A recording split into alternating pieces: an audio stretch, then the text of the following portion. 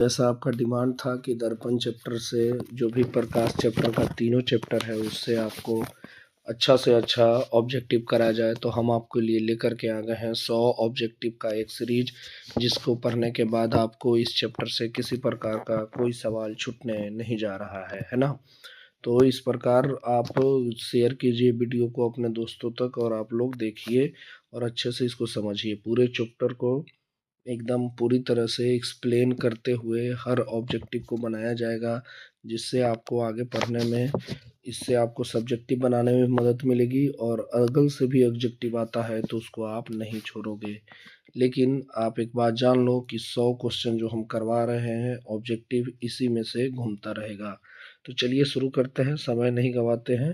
पहला शुरू करते हैं कि कहता है कि किसी दर्पण में चिकने तल पर प्रकाश की किरणें आपतित होती है तो होने पर कैसा परावर्तन होता है। तो परावर्तन कितने तरह का होता है?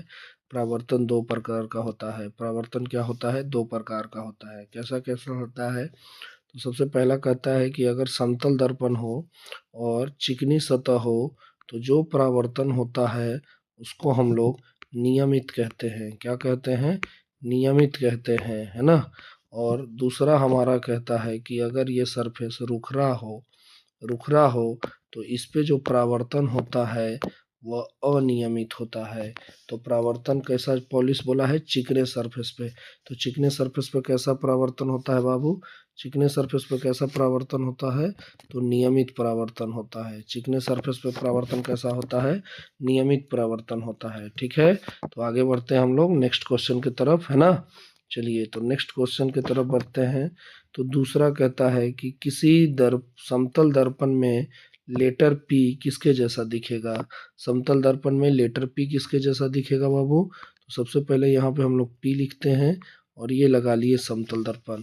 तो इसका जो प्रतिबिंब बनता है वो इस प्रकार का बनता है, यानी कि क्यू के जैसा बनता है। अगर ये आर रहता तो इसका प्रतिबिंब किस तरह का बनता? इस तरह का बनता। अगर ये जेड रहता तो इसका प्रतिबिंब किस तरह का बनता बाबू? इस तरह का बनता। तो ये प्रतिबिंब बनने का तरीका है। अब आपको क्या पूछा है कि P कैसा दिखेगा? तो यहाँ ऑप्शन में Q छूट गया है, तो Q के जैसा मालूम होगा, है ना। यानी कि जो आपका प्रतिबिंब होगा वो किसके जैसा मालूम होगा? Q के जैसा मालूम होगा। तो ऑप्शन सी आपका क्या हो गया? आंसर हो गया। ऑप्शन सी आपका क्या हो गया? आंसर हो गया। ठीक है, ठीक है, समझ में आ रहा है। तो चलिए अब हम लोग आगे की ओर बढ़ते हैं नेक्स्ट क्वेश्चन की तरफ। नेक्स्ट क्वेश्चन तीसरा कहता है कि प्रकाश क्या है? प्रकाश क्या है बाबू? तो आप लोग जान लीजिए कि प्रकाश क्या है। एक ऊर्जा का स्रोत है। प्रकाश क्या है? एक ऊर्जा का स्रोत है। प्रकाश ऊर्जा का स्रोत है जो हमको देखने में मदद करता है। ये बात तो हमने पढ़ा था कि प्रकाश ऊर्जा का स्रोत है जो हमें देखने में मदद करता है। यहाँ पे देख लीजिए प्रकाश क्या है। तो प्रकाश आंखों को प्रभावित करने वाला ऊर्जा है। हाँ, एक प्रकार का ऊर्जा है जो आंखों को प्रभावित करता है। तो ऑप्शन बी आपका क्या हो जाएगा? आंसर हो जाएगा। ऑप्शन बी आपका क्या हो जाएगा बाबू? आंसर हो जाएगा। तो आंखों को प्रभावित करने वाली एक ऊर्जा है जिसको हम लोग प्रकाश कहते हैं। ठीक है ना। तो नेक्स्ट क्वेश्चन की तरफ बढ़ते हैं। कहता है समतल दर्पण द्वारा बना प्रतिबिंब कैसा होता है? समतल दर्पण द्वारा जो बना प्रतिबिंब होता है बाबू, वो कैसा होता है उसके बारे में हम लोगों को बोला गया है। ठीक है, वीडियो और क्लियर हो इसके लिए इसका साइज हम लोग बढ़ा देते हैं। तो समतल दर्पण द्वारा जो प्रतिबिंब बनता है, तो सबसे पहले इसमें हम लोगों को याद करने की जरूरत है कि समतल दर्पण द्वारा जो प्रतिबिंब बनता है उसका पहला खासियत होता है कि वो आभासी बनता है। कैसा बनता है? आभासी बनता है। याद रखिएगा, समतल दर्पण के द्वारा बना प्रतिबिंब का सारा प्रॉपर्टी हम लिख दे रहे हैं। तो पहला तो आभासी बनता है, और दूसरा अगर गुण उसका याद रखिएगा तो जो आभासी बनता है बाबू वो सीधा भी बनता है। तो ये सीधा भी बनेगा। तीसरा, अगर समतल दर्पण के द्वारा बना है तो वस्तु के समान आकार का बनेगा। वस्तु के समान आकार का बनेगा। तो यानी कि दोनों का साइज, वस्तु का और प्रतिबिंब का, दोनों का साइज क्या होगा? सेम होगा, है ना। और चौथा इसमें एक बात होता है कि यह उतना दूरी पर बनता है जितना दूरी पर ये क्या होता है, रखा होता है, यानी कि दर्पण से समान दूरी पर बनता है। ठीक है, तो देखिए इसमें से कौन मैच कर रहा है। तो समतल दर्पण द्वारा बना प्रतिबिंब सदा कैसा होता है, आभासी सीधा, है ना। तो आपका ऑप्शन बी मैच कर गया यहाँ पे। ऑप्शन कौन सा मैच कर गया, बी मैच कर गया। तो ऑप्शन जो बी आपका है, ये ऑप्शन बी की आभासी और क्या होता है, सीधा होता है, वही आपका क्या हो जाएगा बाबू, उत्तर हो जाएगा, है ना। वो आपका क्या हो जाएगा, उत्तर हो जाएगा। तो आपका ऑप्शन बी ही सही जवाब है। आगे बढ़े, है ना। तो आगे बढ़ते हैं, तो आगे बढ़ने पर हम लोग चलते हैं नेक्स्ट। फिर से वही आया कि समतल दर्पण में किस प्रकार का प्रतिबिंब बनता है। तो वास्तविक प्रतिबिंब तो एकदम नहीं बनता है जी, चाहे कुछ भी हो जाए वास्तविक प्रतिबिंब नहीं बनेगा, है ना। तो इसको आगे हम लोग बढ़ाते हैं, तो आगे बढ़ेंगे तो कैसा प्रतिबिंब बनेगा, आभासी बनता था ना। कैसा प्रतिबिंब बनता था, आभासी प्रतिबिंब बनता था। कौन सा प्रतिबिंब, आभासी प्रतिबिंब। तो ये आपका हो गया आंसर। कौन सा प्रतिबिंब, आभासी प्रतिबिंब। ठीक है, नेक्स्ट क्वेश्चन की तरफ बढ़ते हैं हम लोग। नेक्स्ट की तरफ जैसे ही बढ़ेंगे तो कहता है कि प्रकाश की किरणें सरल रेखा में गमन करती है। गमन करती है, ये तो ठीक है कि प्रकाश की किरणें सरल रेखा में गमन करती है, लेकिन गमन करने के बाद उसके कारण जो होने वाली कुछ घटनाएं हैं वो क्या है। तो आपको पहले बताया गया है, जब भी क्लास चला है तो बताया गया है कि ये मान के चलिए बाबू कि सूर्य है। ये मान के चलिए क्या है, सूर्य है ना। ये सूर्य है, ये चंद्रमा है और ये पृथ्वी है। ये तीनों एक दूसरे ये इसके कक्ष में घूमता है सन के, और ये पृथ्वी के कक्ष में घूमता है। तो होता क्या है कि जब प्रकाश की किरणें सीधा ट्रेवल करती है तो ये जब भी जाएगी तो इसी तरह से जाएगी। तो एक समय ऐसा आता है कि ये प्रकाश की किरणें को कौन रोक लेता है, चंद्रमा रोक लेता है।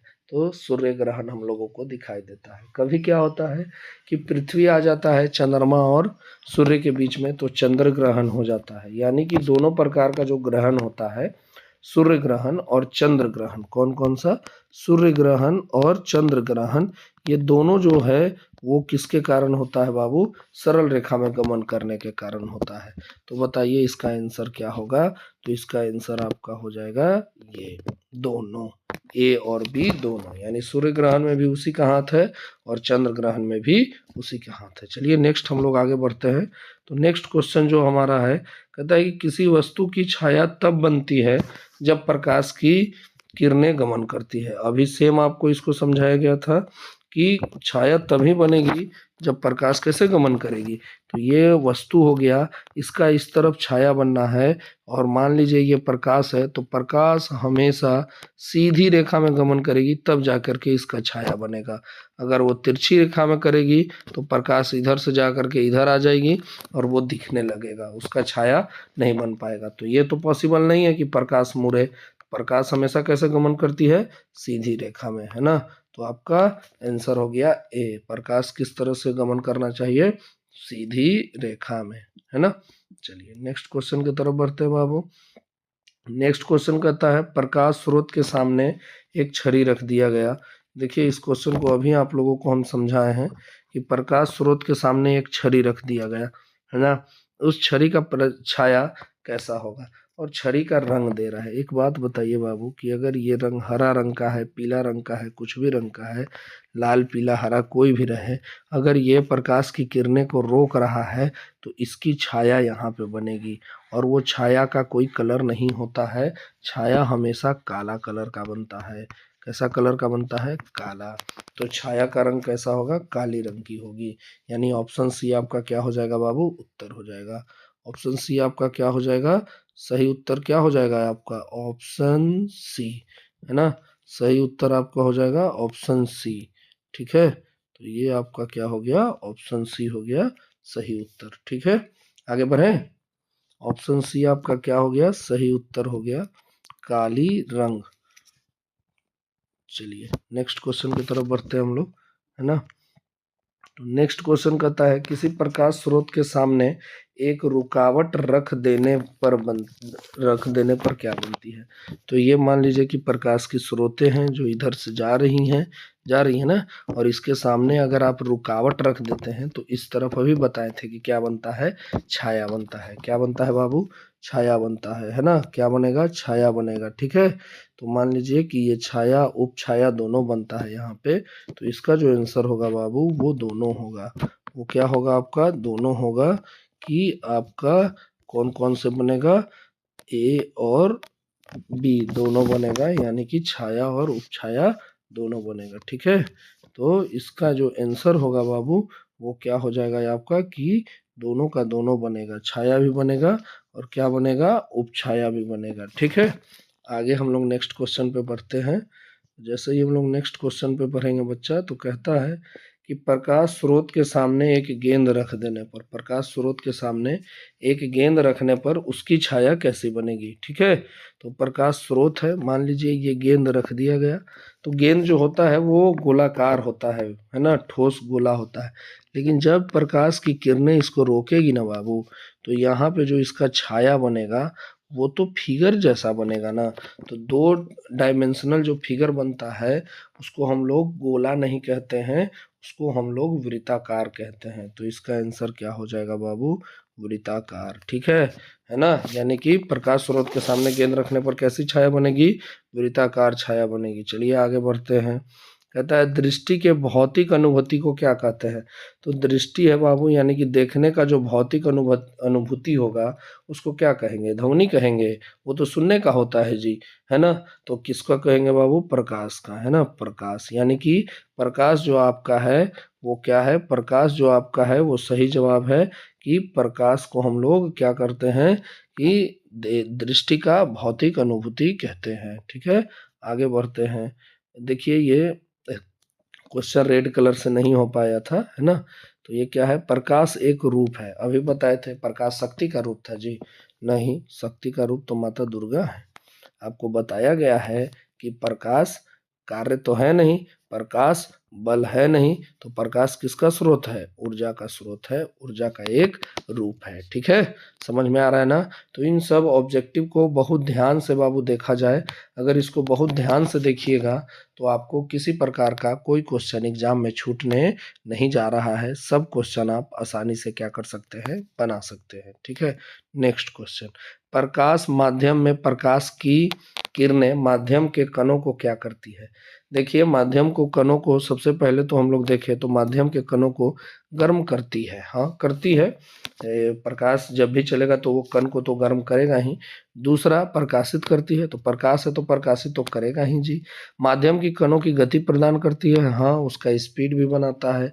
तो कहने का मतलब है कि इसका भी जो आंसर होगा, आप इसका भी आंसर तीनों मार सकते हैं। यानी कि ये तीनों काम करती है। तो ए बी सी तीनों, यानी कि ऑप्शन डी आपका क्या हो गया, सही उत्तर हो गया। ठीक है, आगे बढ़े। किसी प्रकार का कोई दिक्कत नहीं ना। कहता है अब कि प्रकाश किस ऊर्जा का रूप है। तो प्रकाश, ऑप्शन ए ही इसका सही हो गया। प्रकाश किस ऊर्जा का रूप है बाबू, तो प्रकाश विकिरण ऊर्जा का रूप है। किसका, विकिरण ऊर्जा का रूप है ना। प्रकाश किसका रूप है, विकिरण ऊर्जा का, है ना। तो विकिरण ऊर्जा का प्रकाश रूप है, यानी कि आंसर एक ही इसका क्या हो गया, सही हो गया। ठीक है, चलिए आगे बढ़ते हैं, है ना। जैसे ही हम लोग आगे बढ़ेंगे तो प्रकाश तरंगे किस प्रकार की तरंगे होती हैं, है ना। प्रकाश तरंगे किस प्रकार की तरंगे होती हैं, इस पे आपको जवाब देना है। तो प्रकाश तरंगे का पहला आंसर क्या है, कि ध्वनि तरंगे के समान होती है। तो प्रकाश तरंग अलग होता है बाबू, ध्वनि अलग होता है ना। तो नौवां में हम लोग पर क्या है, नहीं, ध्वनि तरंग की तरह नहीं होता है। कोई तरंग कैसे नहीं होगा, कोई ना कोई तो होबे करेगा जी। इनमें से कोई नहीं है, कोई जरूरी थोड़ा है कि कोई नहीं है। तो एक है जो इसका सही जवाब है, और वो है विद्युत चुम्बकीय तरंगे। प्रकाश जो होती है वो कैसी तरंगे होती हैं, विद्युत चुम्बकीय तरंगे होती हैं। यानी कि ऑप्शन आपका क्या हो जाएगा, अगर ऑप्शन की बात करें तो ऑप्शन बी आपका सही जवाब हो जाएगा। तो इस तरह से तेजी से आप लोग चीज़ों को समझते चलिए, आगे बढ़ते रहिए, और जहाँ कहीं भी दिक्कत हो तो कमेंट करके ज़रूर बताइएगा। कहता है कि प्रकाश तरंगों के गमन करने के लिए किस प्रकार का माध्यम की आवश्यकता होती है, यानी किस प्रकार का माध्यम में वो ट्रेवल करता है। तो एक बात याद रखिएगा बाबू, प्रकाश को ट्रेवल करने के लिए ट्रैवल करने का मतलब एक जगह से दूसरे जगह जाने के लिए किसी प्रकार के कोई भी माध्यम की आवश्यकता नहीं होती है। माध्यम की आवश्यकता ध्वनि को एक जगह से दूसरे जगह जाने के लिए होता है। तो वो द्रव्यमान माध्यम भी हो सकता है ना? या किसी प्रकार का कोई कोई भी माध्यम हो, उसको कोई फर्क नहीं पड़ता है। तो यानी कि प्रकाश को गति करने के लिए किसी प्रकार के कोई माध्यम की आवश्यकता नहीं पड़ती है। तो ये आपका ऑप्शन बी क्या हो जाएगा? आंसर। तो ऑप्शन बी आपका क्या हो जाएगा? आंसर, कि उसको किसी प्रकार के किसी चीज की आवश्यकता नहीं पड़ती है। नेक्स्ट कहता है कि प्रकाश का तरंगदैर्घ्य अन्य बाधाओं के तुलना में क्या होता है? तो प्रकाश का तरंगदैर्घ्य अन्य बाधाओं के तुलना में इतना ज़्यादा छोटा होता है, बहुत ज़्यादा छोटा होता है। तो इसीलिए इसका आंसर क्या हो जाएगा बाबू? ए, कि ये बहुत छोटा होता है। क्या हो जाएगा आंसर? ए हो जाएगा कि ये बहुत छोटा होता है। ठीक है, आगे बढ़ते हम लोग। कहता है कि प्रकाश किरणें क्या है? तो प्रकाश किरणें क्या है बाबू? इस पर भी ध्यान दीजिएगा। तो प्रकाश किरणें प्रकाश का बिंदु पथ है, ये है। किरण का भी बिंदु पथ है, ये पक्ष नहीं होगा, पथ होगा, है ना? तो ये आपका क्या हो जाएगा बाबू? ऑप्शन सी हो जाएगा, यानी कि दोनों का दोनों, ए और बी दोनों। ठीक है, ये इसका जवाब हो गया। आगे बढ़ते हैं। जैसे ही हम लोग आगे बढ़ेंगे बाबू, तो नेक्स्ट क्वेश्चन क्या है? कहता है कि किरण के समूह को क्या कहा जाता है? किरण के समूह, पहले इसके बारे में हम लोग पढ़ते हैं। तो किरण के समूह भी होते हैं। तो किरण के समूह, जैसे मान लीजिए कि ये ढेर सारे किरण जा रहे हैं, ऐसे ऐसे ऐसे ऐसे ऐसे, तो इसको हम लोग किरण पुंज या प्रकाश पुंज कहते हैं। क्या कहते हैं? या तो इसको किरण पुंज कहेंगे, या तो क्या कहेंगे? प्रकाश पुंज। एक ये प्रकार है। दूसरा प्रकार है कि एक ही बिंदु से अलग अलग दिशाओं में क्या होते हैं? किरण निकलते हैं। तो ये भी एक प्रकार का किरण पुंज है। एक क्या है कि अलग अलग दिशाओं से आकर के एक ही जगह पे सब के सब क्या होते हैं? मिलते हैं। तो ये तीनों किरण पुंज का, है ना, पर अलग अलग किरण पुंज के प्रकार हैं। लेकिन इसमें तो सिर्फ पूछा गया कि किरण पुंज का मतलब किरणों के समूह को क्या कहा जाता है? तो किरणें के समूह को क्या कहा जाता है बाबू? किरण पुंज भी कहा जाता है, प्रकाश पुंज भी कहा जाता है। यानी कि अगर इसका जवाब देना हो तो हमारा दोनों हो जाएगा, ऑप्शन ए और बी, यानी कि सी आंसर आपका क्या हो जाएगा बाबू? सही हो जाएगा। चलिए आगे बढ़े। नेक्स्ट क्वेश्चन कहता है कि उच्च कोटि की पॉलिश की गई दर्पण पे पड़ने वाली प्रकाश को परावर्तित करता है। उच्च की कोटि के पॉलिश, पहले ही बात बताए थे कि पॉलिश अगर है, जो ये आपका सरफेस है बाबू, अगर ये पॉलिश है तो यहाँ पे जो भी परावर्तन होगा वो नियमित होगा, और जो भी प्रकाश की किरणें आएंगी टकरा के, वह पूर्ण रूप से वापस चली जाती है। तो यहाँ पे जो परावर्तन होता है वो अंशतः नहीं होता है। अंशतः का मतलब आधा सुधा। तो यहाँ वाला जो परावर्तन होता है वो पूरा का पूरा होता है। तो इसको हम लोग क्या कहेंगे कि ये जो होता है वो पूर्ण रूप से होता है। कैसे होता है? पूर्ण रूप से होता है। किसी प्रकार का प्रकाश का हानि यहाँ पे नहीं होता है। नेक्स्ट क्वेश्चन की तरफ बढ़ेंगे। कहता है तेल लगा कागज क्या होता है? तो देखिएगा, ये तो तीनों के बारे में हम बता रहे हैं। तो आपको अगर पारदर्शक का बात करता है, तो पारदर्शक का मतलब होता है जिससे क्लियर क्लियर दिखाई दे। तो क्लियर क्लियर दिखाई देने के लिए अगर शीशा है, साफ कलर का शीशा, जैसे ग्लास उलास का, उससे आपको एकदम साफ साफ दिखाई देता है। अपारदर्शक उसको बोलते हैं बाबू जिसमें एकदम दिखाई ना दे। जैसे अगर मान के चलिए कि आपका दीवार हो गया, है ना, लकड़ी का टुकड़ा हो गया, है ना, क्या हो गया बाबू? लकड़ी का टुकड़ा हो गया। तो लकड़ी के टुकड़ा ये सबसे जब उस तरफ देखने का प्रयास कीजिएगा तो एकदम नहीं दिखता है, उसको अपारदर्शक बोलते हैं। और पारभाषक उसको बोलते हैं बाबू जिससे इस उस तरफ का कुछ कुछ दिखाई दे। जैसे कि पर्दा, अगर पर्दा आपका है, झिलझिला पर्दा है, पतरा पर्दा है, तो उस तरफ का थोड़ा थोड़ा दिखाई देता है। या तेल लगा कागज, तेल लगा हुआ जो होता है, वो तेल लगा जो कागज होता है, तेल लगा कागज, इससे भी आप क्या कर सकते हैं? देख सकते हैं। तेल लगा कागज से भी आप क्या कर सकते हैं? देख सकते हैं, है ना? तो तेल लगा कागज से आप आसानी से क्या कर सकते हैं बाबू? देख सकते हैं। तो इसका जो आंसर हो जाएगा वो क्या हो जाएगा? चलिए, ये टच हो गया था उधर। तो तेल लगा कागज से क्या हो जाएगा? तेल लगा कागज किसका उदाहरण है बाबू? आपका किसका उदाहरण है? पारभाषक का। किसका उदाहरण है? पारभाषक का। ठीक है, आगे बढ़े। चलिए, कहता है कि आधुनिक तरंगों में आधुनिक क्वांटम के सिद्धांत के आधार पर प्रकाश को क्या माना गया है? तो प्रकाश को क्या माना गया है? आधुनिक के दोनों में से कुछ भी नहीं माना गया है, न तरंग माना गया है न कण माना गया है। तो इसका ऑप्शन सी क्या हो जाएगा? उत्तर हो जाएगा। चलिए आगे बढ़ते हैं।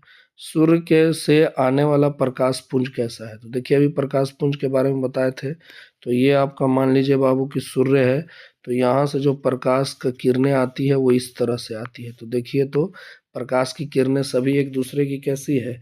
समानांतर है ना। एक अपसुत होता था और एक समृद्ध होता था, जिसको हम बताए थे कि एक एक ही बिंदु से निकलता था और एक सभी जाकर के एक बिंदु पे मिलता था। यही बताए थे ना आप लोगों को। चलिए, तो ध्यान देते हैं। कहता है कि जो आपकी प्रकाश की किरणें हैं बाबू, जो वो अगर आता है तो ये सूर्य के प्रकाश के तरफ से, तो ये सब एक दूसरे के समानांतर आती है। तो कैसी प्रकाश पुंज हो जाएगी? समानांतर प्रकाश पुंज। सी आपका क्या हो जाएगा? उत्तर हो जाएगा। ठीक है, आगे बढ़ते हैं। तो अगला क्वेश्चन है, प्रकाश की किरणें गमन करती है। इसको अब विशेष बताने की जरूरत है नहीं आपको कि प्रकाश की किरणें कैसे गमन करती है। तो प्रकाश की जो किरणें हैं बाबू, प्रकाश की किरणें जो हैं आपका, वो कैसे गमन करती है? तो प्रकाश की किरणें आपका गमन करती है सीधी रेखा में। कैसे? सीधी रेखा में। ठीक है, ठीक ना। ये तो अब एकदम याद हो गया, बार बार आने वाला क्वेश्चन हो गया है। चलिए नेक्स्ट बढ़ते हैं। कहता है कि प्रकाश के परावर्तन के कितने नियम होते हैं? तो प्रकाश के जो परावर्तन है बाबू, उसके टोटल कितने नियम होते हैं? तो प्रकाश के परावर्तन के 2 नियम होते हैं। प्रकाश के परावर्तन के कितने नियम होते हैं? 2 नियम होते हैं। वो नियम क्या है? पहले तो इसको हम लोग मार्क कर लेते हैं कि ये 2 नियम होते हैं। ये तो फिक्स हो गया। ठीक है, अब प्रकाश के परावर्तन के 2 नियम क्या होते हैं? तो कहता है कि जब प्रकाश के परावर्तन होगा तो इस तरह से, और ये अभिलंब बनता है, तो इधर का जो एंगल बनता है आर और इधर का जो एंगल बनता है आई, तो पहला नियम कहता है कि एंगल आई बराबर होगा एंगल आर के। ये प्रकाश का परावर्तन का पहला नियम है। दूसरा नियम क्या कहता है कि प्रकाश में जो आपतित किरण है और ये परावर्तित किरण है, ये अभिलंब है, ये सब के सब एक ही समतल पे होगा। तो सही बात है, सबके सब एक ही समतल पे होता है। तो ये प्रकाश के परावर्तन का कौन सा नियम है बाबू? दूसरा नियम है। ठीक है, यानी कि टोटल कुल मिलाकर के कितने होते हैं? तो 2 होते हैं। प्रकाश के कुल कितने परावर्तन के नियम होंगे? तो 2 होंगे। ठीक, आगे बढ़ते हैं हम लोग। आगे जैसे ही बढ़ेंगे तो कहता है कि फोकस पर अपसरित होने वाला पूर्ण किरण पुंज के बाद समानांतर हो जाती है। अच्छा, पहले वो क्या होती है? अपसरित होती है और उसके बाद वो क्या हो जाती है? समानांतर हो जाती है। तो समानांतर एक ही दर्पण में होता है बाबू। वो कौन सा दर्पण है आपका? वो है आपका अवतल दर्पण। कौन सा दर्पण? अवतल दर्पण। अवतल दर्पण किस प्रकार का होता है? इस प्रकार का होता है। इस तरफ से वो रंजित किया होता है और इधर से उसका परावर्तक सतह होता है। इसको हम लोग फोकस बोलते हैं, इसको हम लोग सेंटर बोलते हैं, जिसको है ना, यहाँ से यहाँ तक की दूरी को आर बोलते हैं, यहाँ से यहाँ तक की दूरी को एफ बोलते हैं। देखिए, अगला क्वेश्चन यही है, इसीलिए इसको एक्सप्लेन कर रहे हैं। यहाँ से यहाँ तक की दूरी को एफ बोलते हैं और यहाँ से लेकर के यहाँ तक की दूरी को हम लोग आर बोलते हैं। और ये जो आर होता है बाबू, वो क्या होता है? एफ के दुगना होता है।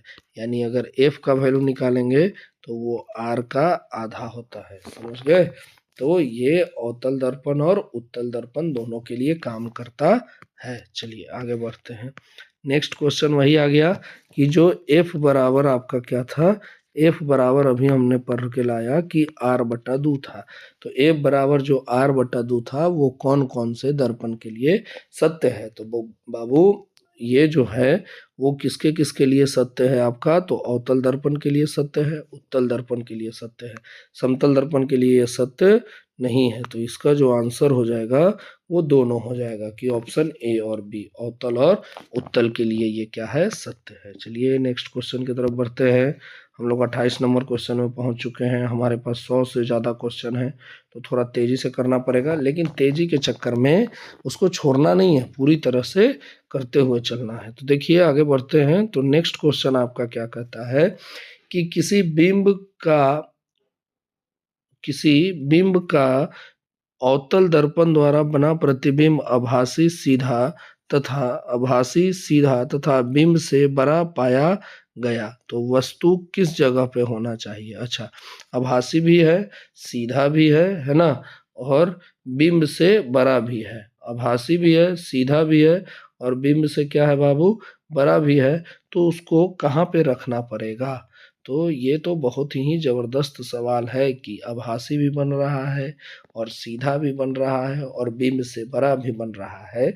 तो इस दर्पण को मुख्य फोकस के बीच में, ध्रुव और मुख्य फोकस के बीच में, क्योंकि देखिए ये हो गया आपका, मान के चलिए ना, ये मान के चलिए कि आपका कौन सा दर्पण हो गया, अवतल दर्पण। तो अवतल दर्पण में जो ये आपका यहाँ पे फोकस होता है और ये आपका पोल यानी कि ध्रुव होता है, तो इस फोकस के इधर कहीं भी रखेंगे, फोकस के इधर कहीं भी रख देते हैं ऑब्जेक्ट को, तो जो इमेज बनेगा वो वास्तविक बनेगा। कैसा बनेगा, वास्तविक बनेगा, है ना।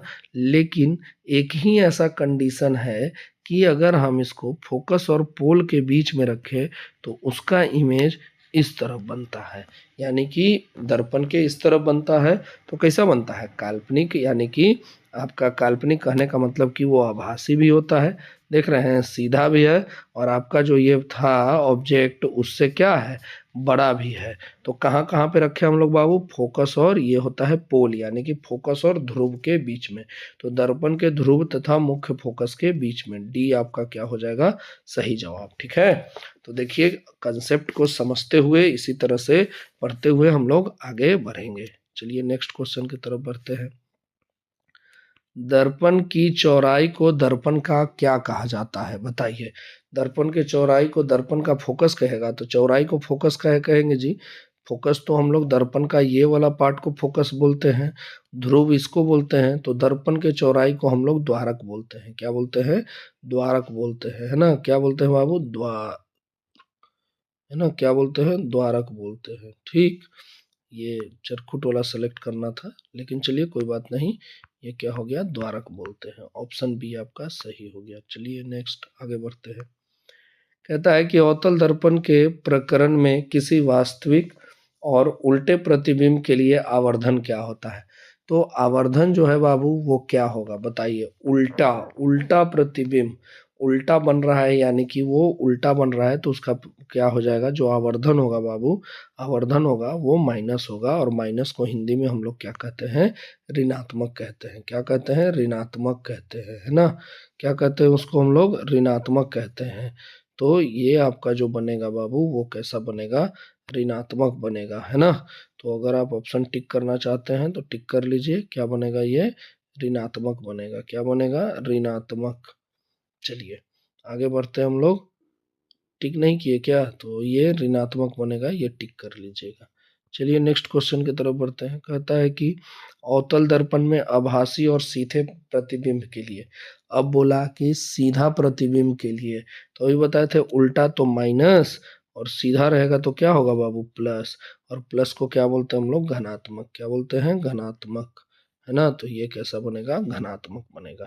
ठीक, उल्टा रहेगा तो ऋणात्मक और सीधा रहेगा तो धनात्मक। चलिए आगे बढ़ते हैं। नई चिन्ह परिपाटी के अनुसार दर्पण के सामने रखे गए बिंब दूरी ली जाती है। तो दर्पण के अगर सामने कोई चीज रखा गया है, ध्यान दीजिए, चिन्ह परिपाटी को ही समझ लेते हैं हम लोग। तो ये चिन्ह परिपाटी था बाबू, इधर वाला सारा चीज, इधर वाला जो भी होगा वो प्लस होगा, सॉरी इधर वाला सारा चीज लेफ्ट हैंड साइड है ना, तो माइनस होगा। इधर वाला सारा चीज प्लस होगा, ऊपर प्लस होता है और नीचे क्या होता है, माइनस होता है। तो याद रखिएगा, अगर यहाँ पे आप अगर दर्पण रख देते हैं तो दर्पण के सामने जितना भी चीज रहेगा वो सब माइनस में लिया जाएगा, और माइनस को ही क्या कहा जाता है, ऋणात्मक कहा जाता है। यानी कि आपका आंसर बी क्या हो जाएगा, सही हो जाएगा, है ना। कोई दिक्कत? तो देखिए हार्ड से हार्ड कंसेप्ट का क्वेश्चन आएगा जिसको हम लोग आसानी से क्या करेंगे, पढ़ते हुए चले जाएंगे और कोई दिक्कत नहीं होगा। ठीक है, बस समझना आपको है, ध्यान दीजिए। ये नेक्स्ट क्वेश्चन थोड़ा बड़ा है, इसको अच्छे से पढ़िए और पढ़ के जवाब देने का कोशिश करिए। नहीं आएगा हम तो बता ही रहे हैं। एक प्रयोग में अवतल दर्पण द्वारा किसी, है ना, एक प्रयोग में अवतल दर्पण द्वारा किसी वृक्क का बिंब होगा का प्रतिबिंब एक पर्दे पर प्राप्त किया जाता है। दर्पण की फोकस दूरी निर्धारित करने के लिए प्रयाग प्रयोगकर्ता को क्या नापना चाहिए। तब फोकस दूरी के बारे में क्या बताए थे कि फोकस दूरी क्या है। तो सबसे पहले फोकस क्या है वो समझते हैं हम लोग, है ना। फोकस क्या होता है बाबू, कि ये अगर मान लीजिए कि आपका दर्पण है, तो ये अगर ध्रुव है और ये है फोकस, तो फोकस दूरी क्या होता है, तो फोकस और ध्रुव की बीच की दूरी होता है। तो फोकस दूरी कैसे मापा जाए, क्वेश्चन सिर्फ बड़ा था जी, हल्का पूछा है। दर्पण तथा पर्दे के बीच की दूरी को फोकस दूरी कहते हैं, तो सही बात है, दर्पण और पर्दा जो हो गया वही आपका क्या हो गया, फोकस दूरी हो गया, है ना। तो इसका कौन सा आंसर हो जाएगा, ए हो जाएगा। तो आप ए मार्क करके आगे बढ़ जाइएगा, ठीक है। नेक्स्ट क्वेश्चन पे आते हैं। कहता है कि उत्तल दर्पण के प्रकरण में दर्पण द्वारा प्रतिबिंब सदैव आभासी व सीधा बनता है, अतः आवर्धन कैसा होगा। तो आभासी बनता है और क्या बनता है, सीधा बनता है। तो एक वर्ड आप लोग याद ही रखिएगा कि जब भी बात सीधा का हो, जब भी बात सीधा का हो तो कैसा, प्लस, और जब भी बात किसका हो, उल्टा का हो, तो साइन क्या होगा, माइनस। तो यहाँ पे देखिए तो एक वर्ड दिखा सीधा, तो सीधा का मतलब प्लस और प्लस का मतलब धनात्मक, यानी आपका आंसर कौन सा सही हो जाएगा, ए। कोई दिक्कत, आगे बढ़े, चलिए। नेक्स्ट क्वेश्चन कहता है कि किस दर्पण का उपयोग समांतर वाहनों के पास से दृश्य दर्पणों के रूप में किया जाता है, पीछे देखने के लिए। तो तीन तरह के तो दर्पण होते हैं बाबू, तीनों का खासियत बताते हैं अभी हम आप लोगों को, ताकि आप लोग बाद में भी इसका जवाब अपने मन से दे सके। एक तो समतल का बात करते हैं। समतल दर्पण वह दर्पण है जिसमें प्रतिबिंब उतना ही बड़ा बनेगा जितना बड़ा आपका वस्तु है, ठीक। दूसरा होता है अवतल, क्या होता है बाबू, अवतल। तो अवतल दर्पण उस दर्पण को हम लोग कहते हैं जिसमें आपका जो प्रतिबिंब है वो बड़ा बनता है। और तीसरा है उत्तल, यहाँ पे उताल लिखा गया है लेकिन गलती से ये क्या होगा, उत्तल। तो उत्तल दर्पण वह दर्पण है जिसमें प्रतिबिंब छोटा बनता है। तो छोटा बनने के कारण क्या है कि छोटा बनता है तो जितना बड़ा से बड़ा एरिया को, क्षेत्र को, वो छोटे जगह में दिखा देता है। तो गाड़ी में हमको तो वही चाहिए कि पीछे दिखे तो दूर तक का सभी गाड़ी हमको छोटा होकर के आईना में दिखना चाहिए। यानी कि इसके लिए हम लोग किस दर्पण का उपयोग करेंगे, उत्तल दर्पण का उपयोग करेंगे। और पीछे देखने के लिए अब यहीं पे आएगा कि हजामती दर्पण में, हजामती दर्पण का मतलब समझ रहे हैं ना, जो सैलून वगैरह में लगा रहता है वो कौन दर्पण, तो अवतल हो जाएगा। अगर आता है कि घर में हम लोग नॉर्मली चेहरा देखने के लिए किस दर्पण का उपयोग करते हैं, तो समतल दर्पण आंसर हो जाएगा। नेक्स्ट कहता है उत्तल दर्पण में किस प्रकार का प्रतिबिंब बनता है। तो उत्तल दर्पण में किस प्रकार का प्रतिबिंब बनता है बताइए। ये कोई क्वेश्चन पूछने वाला नहीं है सवाल कि उत्तल दर्पण में कौन सा प्रकार का प्रतिबिंब बनता है। तो ये तो जब भी बनेगा बाबू तो आभासी बनेगा, है ना। उत्तल दर्पण में हमेशा आभासी बनता है। कैसा बनता है, आभासी बनता है। तो आपका जो आंसर है ये दूसरा वाला वो क्या है, सही है। उत्तल दर्पण में हमेशा आभासी प्रतिबिंब बनेगा। आगे बढ़े, चलिए। अभी देखिए इसका हमने चर्चा किया था कि दाढ़ी बनाने के लिए उपयुक्त में से उपयुक्त गोलीय दर्पण में सीधा प्रतिबिंब प्राप्त करने के लिए चेहरे को रखना पड़ता है। अच्छा, ये तो सबसे पहले बात ये याद रखिएगा कि आपको क्या करना होगा, दाढ़ी बनाने के लिए उपयुक्त गोलीय दर्पण में सीधा प्रतिबिंब प्राप्त करना है। तो कौन सा, ये पहले तो सबसे पहले तो ये बनेगा आपका कि आपका जो दाढ़ी बनाने के लिए अवतल दर्पण का प्रयोग करते हैं और अवतल दर्पण में सीधा प्रतिबिंब पाना है। तो सीधा प्रतिबिंब एक ही कंडीशन में बनता था। सीधा प्रतिबिंब जो होता था वो एक ही जगह बनता था, कहाँ रखने पर, ये पोल और फोकस के बीच में रखिएगा तो इधर प्रतिबिंब बनता था और सीधा बनता था। तो ऐसा कोई ऑप्शन है कि फोकस और मुख्य दूरी के बीच में? तो वक्रता केंद्र नहीं, वक्रता केंद्र का कोई लेना देना नहीं है। वक्रता केंद्र के बाहर गलत, वक्रता केंद्र और मुख्य फोकस के बीच में, तो वक्रता केंद्र यहाँ होता है, यहाँ रखने पे नहीं बनेगा बाबू, ये भी गलत है। यानी कि इनमें से कोई नहीं, कोई ऐसा नहीं है कि जहाँ पे रखने पर आपका क्या होगा, बनेगा। ठीक है, अगर ऑप्शन में रहता कि फोकस और ध्रुव के बीच में तो एकदम सही जवाब मारते और 7 करोड़ जीत जाते। ठीक है, आगे बढ़े।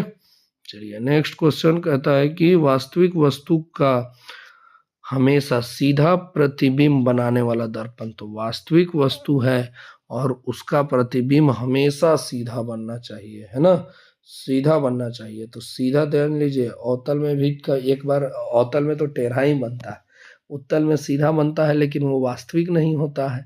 मतलब वो एक आध कंडीशन में वो भी उल्टा बनता है, लेकिन एक ऐसा है, दोनों के दोनों उत्तल, ठीक है जी, उत्तल में हमेशा सीधा ही बनता है और समतल में भी सीधा बनता है। तो दो ऐसे होंगे, समतल और उत्तल। तो समतल और उत्तल कौन में है? ऑप्शन ए में है, तो ऑप्शन ए आपका सही हो जाएगा। आगे बढ़ते हैं। वास्तविक प्रतिबिंब के तो अभी बताए थे हम लोग, शुरू में इस बात का चर्चा किए थे कि जो वास्तविक प्रतिबिंब होता है वो कैसा होता है, हमेशा का उल्टा, हमेशा उल्टा। वास्तविक प्रतिबिंब उल्टा और काल्पनिक प्रतिबिंब हमेशा सीधा, तो ये उल्टा होता है। कैसा होता है बाबू? उल्टा होता है, यानी कि ऑप्शन बी उल्टा। ठीक है, आगे बढ़ें। कहता है दाढ़ी बनाने के लिए किस प्रकार के दर्पण का प्रयोग किया जाता है? ये अभी समझाए थे कि दाढ़ी बनाने के लिए मुंह को बड़ा करके दिखाइए, ताकि बचवा अपना मुंह देख के समझ सके हम स्मार्ट है ना। कोई हडिया हो आदमी गया तो उसका चेहरा थोड़ा मोटा भरा दिखे, बड़ा दिखे, तो उसके लिए हम लोग कौन सा दर्पण का उपयोग करते हैं बाबू? अवतल दर्पण का। कौन से दर्पण का? अवतल दर्पण का। तो दाढ़ी बनाने के लिए किस दर्पण का प्रयोग किया जाता है? अवतल दर्पण का। तो ऑप्शन ए आपका सही हो जाएगा, ऑप्शन ए सही हो जाएगा। आगे बढ़े, आगे बढ़ते हैं। तो नेक्स्ट क्वेश्चन आपका कहता है कि 20 सेंटीमीटर फोकस दूरी वाले अवतल दर्पण सूर्य के प्रकाश के सामने रखने पर प्रधान अक्ष पर एक खास बिंदु कागज के कतरन को जल उठता है, तो इस बिंदु का, यह बहुत बकवास सवाल है जी, बहुत आसान सवाल है। कहता है कि यह अवतल दर्पण हो गया, तो अवतल दर्पण पे जो मान के चलो कि सूर्य का प्रकाश आएगा, सूर्य का प्रकाश जब भी आता है तो समांतर आता है। सूर्य का प्रकाश कैसे आता है? समांतर आता है। और ये सब जब भी समांतर आता है तो कहाँ से? मुख्य अक्ष से गुजरता है। तो मुख्य अक्ष पे अगर कोई कप पेपर का टुकड़ा रखिएगा तभी वो जलेगा। तो मुख्य अक्ष पे रखने पर तो मुख्य फोकस पे रखने पर, तो मुख्य फोकस का, फोकस दूरी को ही तो मुख्य फोकस कहते हैं। तो कितने दूरी पे रखिएगा? तो जितना उसका फोकस दूरी है, तो फोकस दूरी उसका कितना है जी? 20। तो 20 ही इसका क्या हो जाएगा? आंसर हो जाएगा। क्या आंसर हो जाएगा बाबू? 20 ही इसका क्या हो जाएगा? आंसर हो जाएगा। तो 20 सेंटीमीटर, है ना। चलिए आगे बढ़े। नेक्स्ट क्वेश्चन समझ में आ रहा है ना, इसीलिए इसको एक्सप्लेन करते जा रहे हैं ताकि आपको पूरी तरह से समझ में आ जाए। नेक्स्ट क्वेश्चन की तरफ बढ़ते हैं। कहते हैं गोलीय दर्पण का वक्रता त्रिज्या, वक्रता त्रिज्या मतलब क्या है बाबू? वक्रता त्रिज्या का मतलब समझते हो ना, आर का वैल्यू कितना दिया हुआ है? 40 सेंटीमीटर। आर का वैल्यू कितना है? 40 सेंटीमीटर। तो फोकस दूरी यानी एफ पूछा है, तो एफ बराबर क्या फार्मूला बताए थे? आर बटा 2, यानी कितना हो गया? 40 बटा 2, तो ये कट के कितना हो गया? 20 सेंटीमीटर। कितना? 20 सेंटीमीटर। तो 20 सेंटीमीटर आपका कौन आंसर हो जाएगा जी? ऑप्शन सी आपका क्या हो जाएगा? सही जवाब 20 सेंटीमीटर। ठीक है, समझ में आ रहा है। चलिए आगे बढ़ते हैं हम लोग क्वेश्चन नंबर 45 की तरफ। किसके तरफ बढ़ते हैं? 45 की तरफ बढ़ते हैं। ठीक है, ठीक है ना।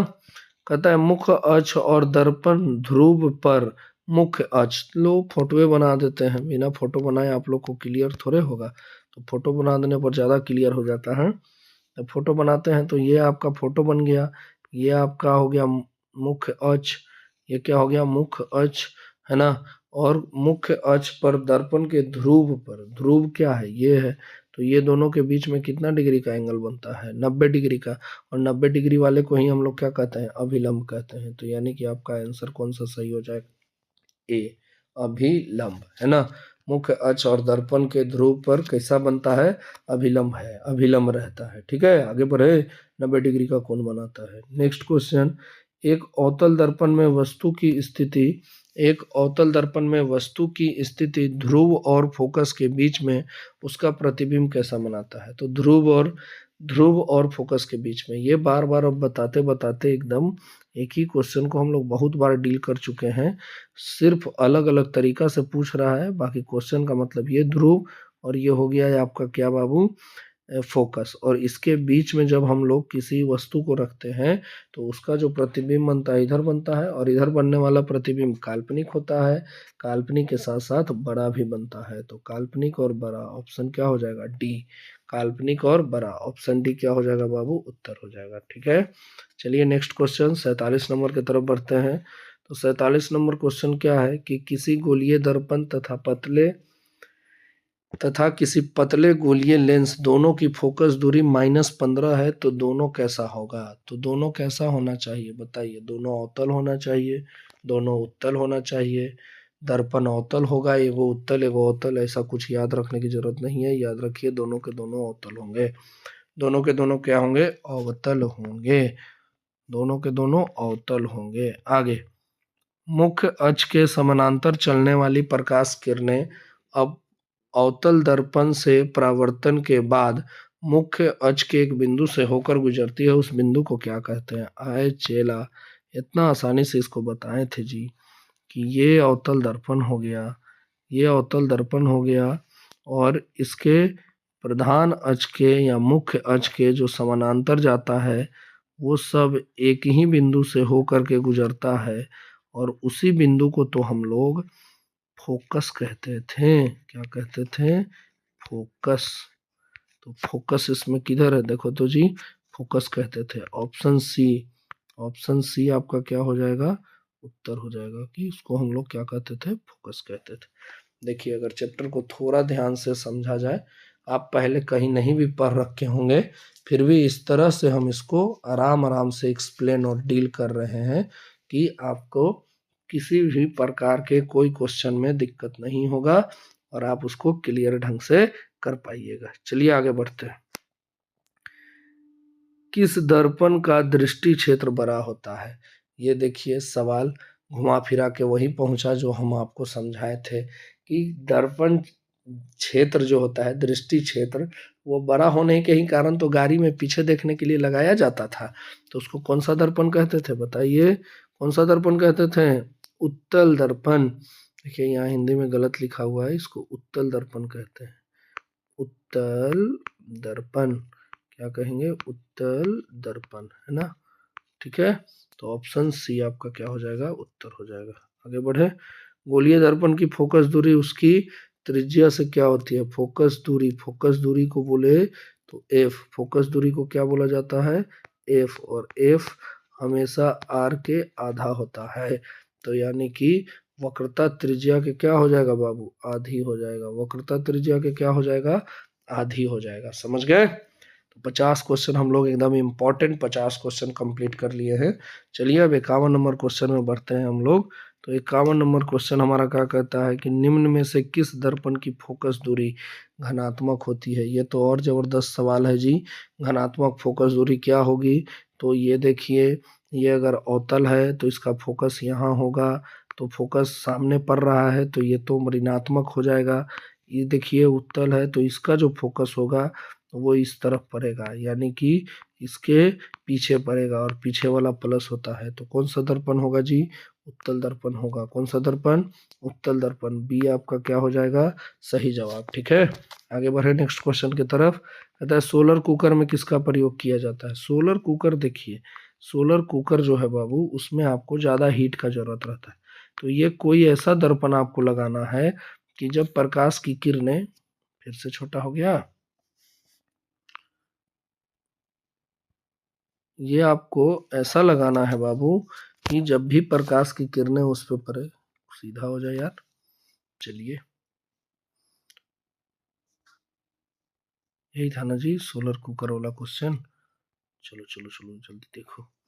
सोलर कुकर का प्रयोग किया जाता है कौन सा दर्पण। तो सोलर कुकर के बारे में हम लोग देखेंगे। तो सोलर कुकर में क्या होता है कि मान लीजिए कि ये कुकर है, तो इसके ऊपर कोई भी ऐसा ही दर्पण लगाना चाहिए जिससे क्या हो कि प्रकाश की किरणें कहीं से आए कोई फर्क नहीं पड़ता है, लेकिन अंदर एक जगह करके उसको लाइट देना हो। तो ये किसके में, ये यहाँ पे लाइट, सभी लाइट एक जगह होकर के केंद्रित होकर जब पड़ेगा तब खाना बनेगा। तो सभी प्रकाश की किरणें आ करके कहाँ मिलना चाहिए, एक बिंदु पे मिलना चाहिए। और ये कौन से दर्पण में हो पाता है, अवतल दर्पण में। कौन से दर्पण में, अवतल दर्पण में। तो इसका आंसर क्या हो जाएगा, ए। आगे बढ़े। रोगियों के नाक, कान, गले आदि का जांच अभी बताए थे। कौन कौन, 3 दर्पण के बारे में बताए थे ना जी। अवतल दर्पण के बारे में बताए थे कि अवतल दर्पण बड़ा करके दिखाता है, उत्तल दर्पण छोटा करके दिखाता है, समतल दर्पण समान आकार का बताता है। तब बाबू रोगी के कान में देखिएगा तो छोटा करके दिखाएगा, एक तो पहला ही से छोटा है, आओ छोटा करके दिखाएगा तो दिक्कत ना हो जाएगा जी। क्या करके दिखाना है, बड़ा करके दिखाना है। और बड़ा करके दिखाने के लिए कौन से दर्पण का उपयोग करते हैं, अवतल दर्पण का। कौन से दर्पण का उपयोग करते हैं, अवतल दर्पण का। तो अवतल दर्पण आपका क्या हो जाएगा, सही जवाब हो जाएगा कौन सा, अवतल दर्पण। कौन सा दर्पण, अवतल दर्पण। आगे बढ़ते हैं। कहता है कि I बराबर R नहीं लागू होता है। तो I बराबर R तो दोनों दर्पण में होता था। I बराबर एंगल R, ये आपका समतल दर्पण में नहीं होता है, बाकी दोनों दर्पण में होता है। अवतल दर्पण में भी होता है, उत्तल दर्पण में भी होता है। तो ये कहाँ पे नहीं होगा बाबू, तो नहीं होने में आ जाएगा समतल दर्पण में ये लागू नहीं होता है। समतल दर्पण में ये चीज लागू, समतल दर्पण में भी लागू होता है, ठीक है, नहीं लागू होता है जी। देखिए I बराबर R नहीं लागू होता है, तो ये किसी में भी नहीं लागू होता है, ठीक है, लागू होने के लिए चाहिए था। टॉर्च में किस प्रकार का किरण पुंज है, तो टॉर्च का किरण पुंज इस प्रकार का होता है, ठीक है। टॉर्च का किरण पुंज इस प्रकार से होता है, यहाँ टॉर्च जलता है और इस तरह से किरण पुंज निकलता है और चारों तरफ क्या होता है, लाइट निकलता है। तो इसको हम लोग क्या कहते हैं, समानांतर नहीं, अपसुत कहते हैं नहीं, ठीक है। आगे बढ़ना पड़ेगा हम लोगों को। तो इसको हम लोग संसरित कहते हैं। क्या कहते हैं, संसरित। यानी कि ऑप्शन सी आपका सही जवाब हो जाएगा। चलिए आगे बढ़ते हैं। नेक्स्ट, 20 सेंटीमीटर फोकस दूरी वाले अवतल दर्पण सूर्य के प्रकाश के सामने रखा जाता है। तो इसके सामने डी दूरी पर रखे माचिस की तिल्ली जल जाती है। तो डी दूरी पर वहीं पे न जलेगा जी जहाँ पे उसका प्रकाश केंद्रित हो रहा होगा। तो जो भी लाइट आता है सब तो एक ही जगह पे केंद्रित होता है और उसी को तो फोकस दूरी कहते हैं। और फोकस दूरी कितना दिया है, क्वेश्चन में पहले ही बोल दिया है कि फोकस दूरी 20 है। तो 20 ही इसका क्या हो जाएगा, उत्तर हो जाएगा। ऑप्शन ए सही हो जाएगा। चलिए आगे बढ़ते हैं। 57, दर्पण के सामने किसी भी दूरी पर स्थित वस्तु का प्रतिबिंब सीधा प्रतीत हो, है ना, मतलब कहीं पे रख के देखिए वो हमेशा कैसा बनाएगा, सीधा ही बनाएगा। क्या बनाएगा, सीधा ही प्रतिबिंब। तो सीधा प्रतिबिंब उत्तल भी सीधा बनाता है और समतल भी सीधा बनाता है, उत्तल भी सीधा बनाता है और समतल भी सीधा बनाता है। तो देखिए कहीं दोनों ऑप्शन में है, दोनों ऑप्शन में है। तो ये आपका ऑप्शन डी क्या हो जाएगा, उत्तर हो जाएगा ऑप्शन डी, है ना। उत्तल या समतल हमेशा सीधा प्रतिबिंब ये दोनों मिलकर बनाते। चलिए तो अब हम लोग नेक्स्ट क्वेश्चन की तरफ बढ़ते हैं। तो कहता है कि किसी कार का अग्रदीप, अग्रदीप मतलब आगे का जो लाइट में लगा होता है वो कौन सा दर्पण होता है। तो पीछे देखने के लिए तो हमेशा कौन सा दर्पण लगा रहता था जी, उत्तल दर्पण लगता था। लेकिन आगे देखने के लिए हम लोग किसका, कौन से दर्पण का प्रयोग करेंगे, तो अवतल दर्पण का प्रयोग करेंगे। किसका प्रयोग करेंगे, अवतल दर्पण का। यानी कि अवतल दर्पण आपका क्या हो जाएगा, सही जवाब, है ना। आगे बढ़ते हैं। समतल दर्पण की फोकस दूरी क्या होती है, तो समतल दर्पण की जो आपका फोकस दूरी होता है वो 0 नहीं, 50 नहीं, 100 नहीं, ये इसको हम लोग नाप ही नहीं सकते हैं। तो ये क्या होता है बाबू, अनंत होता है। क्या होता है, अनंत होता है, ठीक है। तो समतल दर्पण की फोकस दूरी याद कर लीजिए, रट लीजिए, कितना होता है, अनंत होता है। कितना होता है, अनंत होता है, ठीक है। नेक्स्ट क्वेश्चन की तरफ हम लोग बढ़ते हैं। कहता है अवतल दर्पण में समान वस्तु को कहाँ रखा जाए ताकि प्रतिबिंब उल्टा उल्टा वास्तविक और समान आकार का बने। तो एक बात याद रखिएगा कि एक ऐसा कंडीशन होता है जहाँ पे उसका समान आकार का बनता है। ये ध्यान दीजिए, इसको हम लोग ध्रुव बोलते थे, इसको हम लोग फोकस बोलते थे और इसको हम लोग वक्रता केंद्र यानी सेंटर बोलते थे। तो यहाँ का जो फोटो होता है वो जस्ट यहीं पे बनता है, उल्टा और सेम साइज का बनता है। तो वक्रता केंद्र पर रखने पर क्या होगा बाबू, वक्रता केंद्र पे अगर रखिएगा, वक्रता केंद्र पे रखिएगा तब जा करके उसका जो बनेगा वो क्या बनेगा, आपका समान आकार का बनेगा। ठीक है, कहाँ पे रखना पड़ेगा, वक्रता केंद्र पर रखना पड़ेगा। चलिए आगे बढ़ते हैं। नेक्स्ट क्वेश्चन कहता है एक गोलीय दर्पण की फोकस दूरी +20 है। तो फोकस दूरी ज़्यादा सोचने की जरूरत ही नहीं है, फोकस बोला है यानी कि ये इस तरह का रहता तो फोकस इसका माइनस में रहता। वो इस तरह का दर्पण है तभी तो इधर फोकस है, और वो उसका क्या है बाबू, प्लस वैल्यू है। तो प्लस वैल्यू फोकस दूरी किसका होता है, उत्तल दर्पण का। किसका, उत्तल का। ठीक है ना। आप कहिएगा समतल का नहीं होगा, तो समतल का तो अनंत होता है जी फोकस दूरी। ठीक है, तो ये उत्तल दर्पण यानी कि आपका ए क्या हो जाएगा, आंसर हो जाएगा। ए क्या हो जाएगा, आंसर हो जाएगा। चलिए आगे बढ़ते हैं हम लोग नेक्स्ट सवाल में। कहता है कि प्रकाश के अपवर्तन के कितने नियम होते हैं। तो प्रकाश के परावर्तन के भी 2 नियम और प्रकाश के अपवर्तन के भी कितने नियम होते हैं, 2 ही नियम होते हैं, इसमें कोई चेंज नहीं है ना। तो इसका भी कितना नियम होगा बाबू, 2 नियम होगा। कितना नियम होगा, 2 नियम होगा। ठीक है, आगे बढ़ें। चलिए नेक्स्ट क्वेश्चन पे आ जाते हैं हम लोग। नेक्स्ट क्वेश्चन क्या कहता है आपका, कि जिस माध्यम का अपवर्तनांक अधिक होता है वह कम अपवर्तनांक वाले माध्यम के तुलना में क्या करता है, बताइए, है ना, क्या करता है।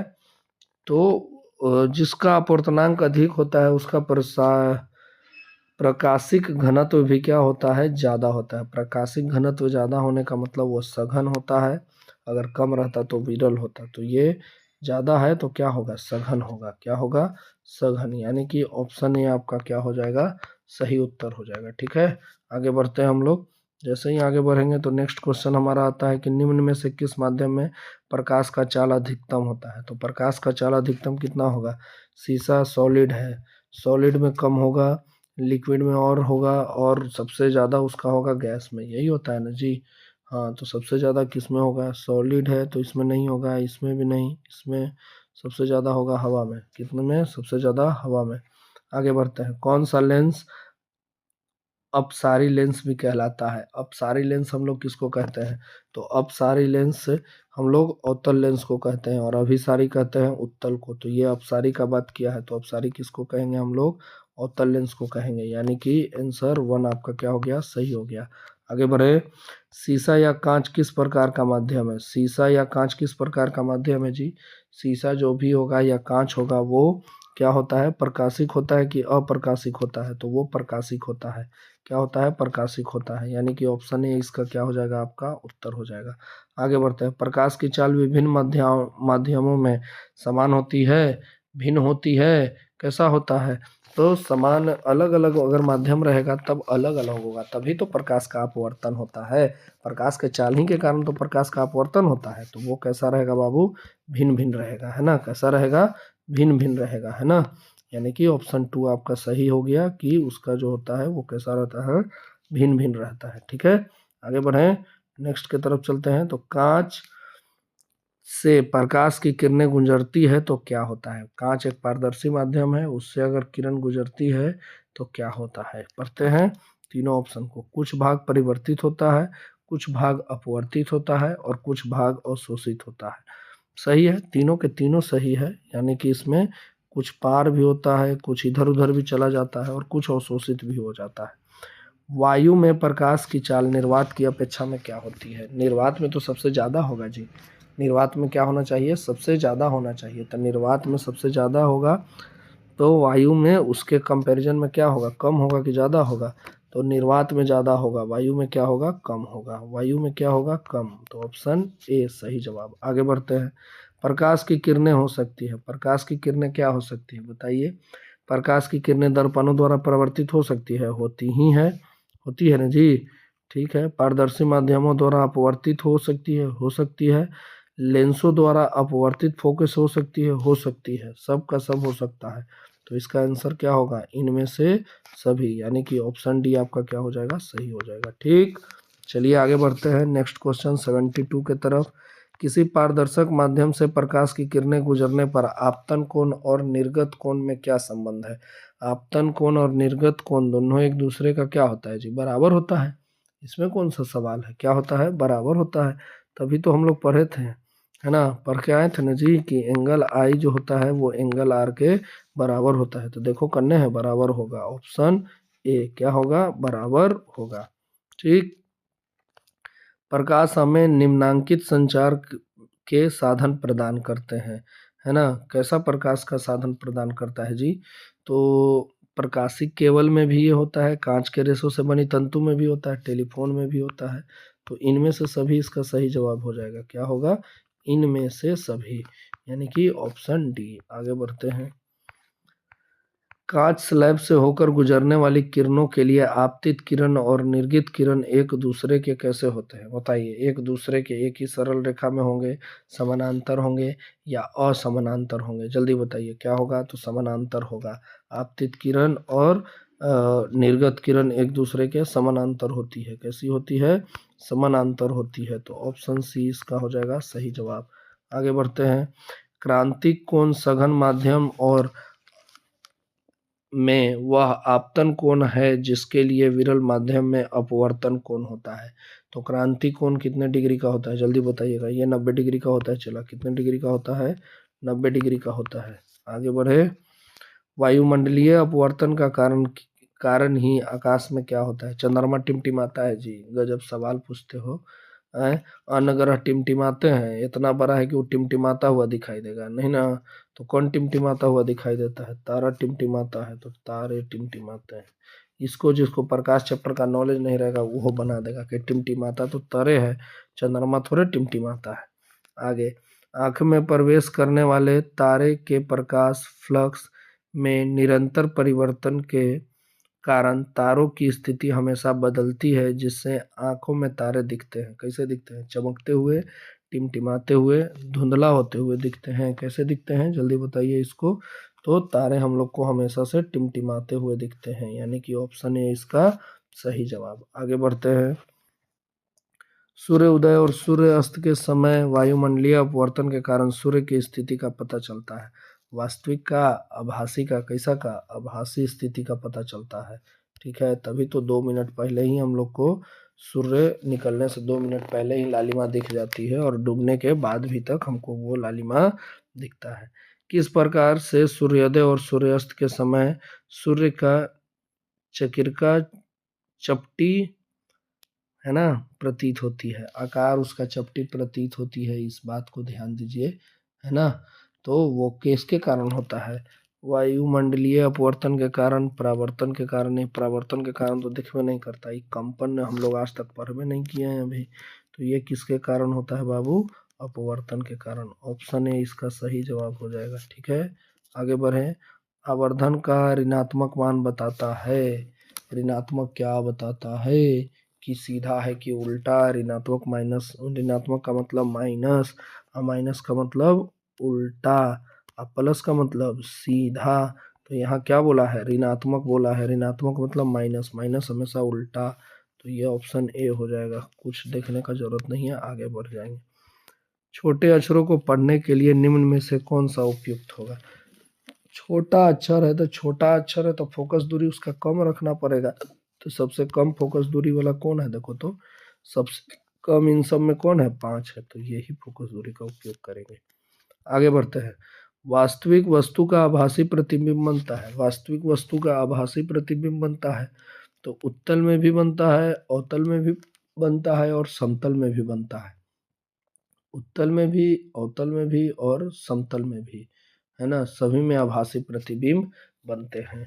कोई कोई केस ऐसा होता है, एक तो देखो समतल में तो हमेशा आभासी बनता है, ठीक है, समतल में हमेशा आभासी ही बनता है, समतल में हमेशा आभासी बनता है, इसमें कोई डाउट ही नहीं है। आगे बढ़ते हैं। उत्तल में भी बनता है आभासी, लेकिन ये बोलता है वास्तविक वस्तु का, है ना जी, वास्तविक वस्तु का। तो आंसर तुम लोग समतल मारना, क्या मारना, समतल, ऑप्शन ए। आगे बढ़ो। वास्तविक वस्तु का वास्तविक प्रतिबिंब नहीं बनता है, वास्तविक वस्तु का वास्तविक प्रतिबिंब नहीं बनता है, किस किस में, तो समतल और उत्तल नहीं होगा, अवतल और उत्तल नहीं होगा, समतल और तल नहीं होगा, कोई नहीं जी, इनमें से कोई नहीं। इनमें से किसी में नहीं, यानी कि ऑप्शन डी आपका क्या हो जाएगा सही। आगे बढ़े। वस्तु से छोटा प्रतिबिंब बनता है, मतलब कि वस्तु से क्या बनता है, छोटा प्रतिबिंब बनता है। किसमें? वस्तु से छोटा प्रतिबिंब बनता है, वस्तु से छोटा। उत्तल में भी छोटा बनता है कभी कभी, है ना, और अवतल में भी बनता है, लेकिन समतल में हमेशा समान बनता है। तो ये दोनों ऑप्शन आप सही रख सकते हो, अवतल उत्तल, यानी कि ए बी दोनों सही हैं। आगे बढ़े। हवा में टंगी वस्तु को पानी के अंदर से पानी की सतह पर लंबवत देखने पर इस वस्तु का प्रतिबिंब कैसा दिखाई देगा? तो अधिक दूर दिखाई देगा, अधिक कम दूर दिखाएगा, अधिक दूर दिखाई देगा। कहाँ दिखाई देगा? अधिक दूर पर वो हम लोगों को दिखाई पड़ेगा। तो ऑप्शन ए आपका सही हो जाएगा। चलिए आगे बढ़ते हैं। उत्तल लेंस जब बिंब फोकस और लेंस के बीच रखी जाती है तब प्रतिबिंब बनता है।